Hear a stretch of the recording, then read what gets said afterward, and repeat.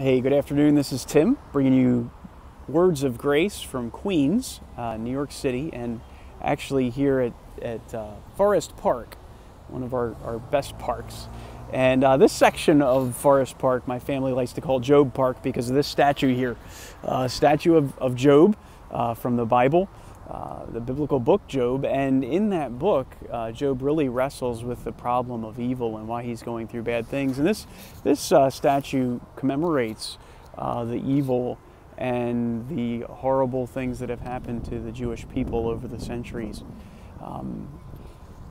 It also gets us to our answer to our question, why do bad things happen in general? And so if you're looking for a place in the Bible that deals with this question, we definitely should look at the book of Job and see why do bad things happen to me.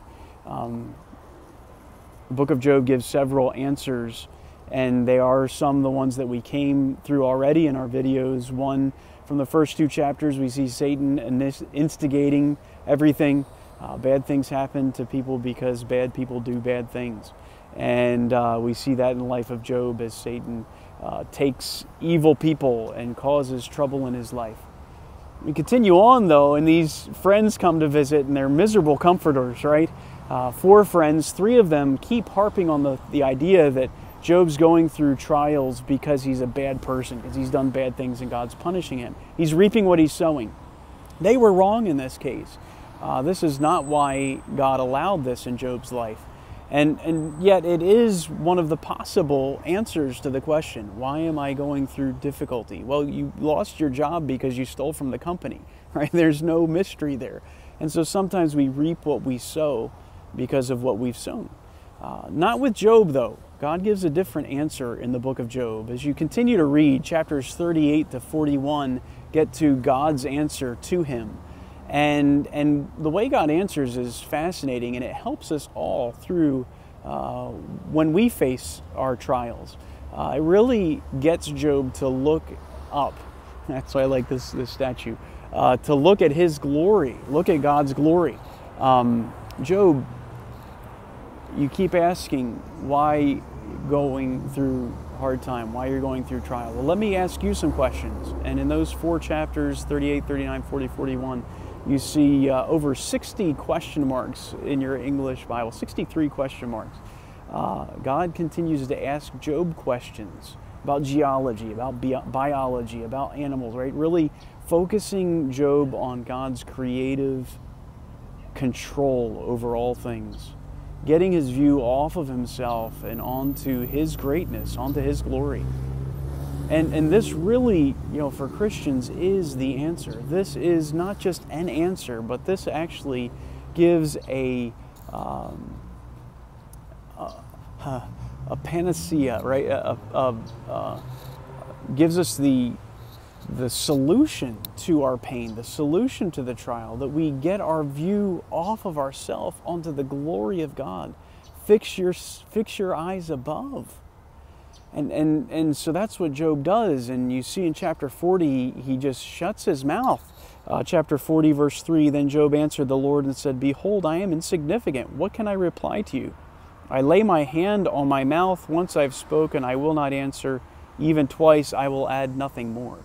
Job says, I should not be focused on my questions. I'm just going to sit in silence and think about the glory of God. And that's really the answer for all of us. In the pain, in the trial, get your eyes off of the pain, off of the trial, and fix yourself on something that satisfies God's glory, who God is. And you may be fixing your attention on that aspect of God's glory that will help you through your trial, right? God is all powerful. So when I'm facing this trial, I know it hasn't come because He wasn't strong enough to keep me from it, or God is all loving, and so I'm not facing it because He hates me. He loves me, or He's good, and He's not getting any joy out of this pain. Those help as we think about the character and glory of God. But even just beyond that, right? The issue here is getting our affection on something greater than ourselves, getting our eyes up to who God is, feasting on His glory, focusing on the joy that comes from knowing that God is God and I am not.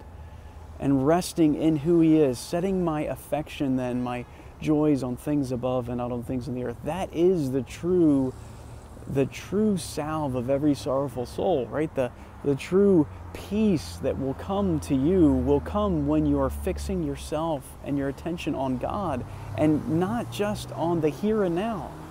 This is temporary. The pains are temporary. The eternal existence with God, satisfied with Him, will last forever. And so that is where we go to in our sorrow, we go to in our trial, and we find true rest, true peace, getting our attention up, focusing our eyes up on the glory of God. I hope you'll do that today, that you'll learn in your trial the joy that comes from walking with God. And you'll find there that you probably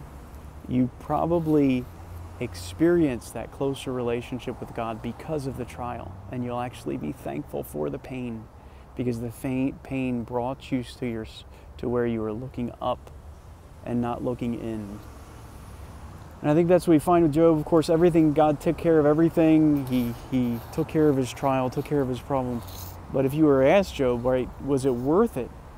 In that trial, he found God. He got a deeper view of God. And that is the purpose of all these pains. They do bring us to God and get us to glory in His beauty, to where we can even be, and many are today, Christians suffering in hunger and persecution for the cross. And they can do so. They can face that trial with joy, because their satisfaction is not based on their circumstances. Their satisfaction is based on God. And no one can take God from you. No one can take resting in the glory of God, meditating on Him as your soul's delight. So delight in God today, my brother, sister, whatever you're going through, rest in Him, set your affection on things above. And those trials pain may not go away immediately, but the soul satisfaction will stay, and you will have victory over every trial in the glory of God.